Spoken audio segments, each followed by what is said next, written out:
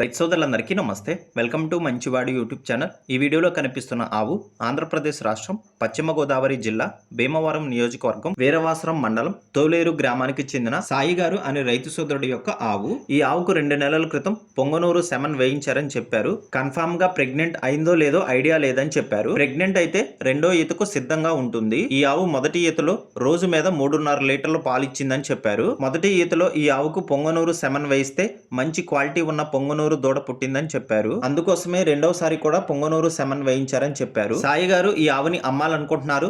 ధర 40,000 రూపాయలు చెప్తున్నారు. ధర తగ్గించే అవకాశాలు కూడా ఉన్నాయని చెప్పారు.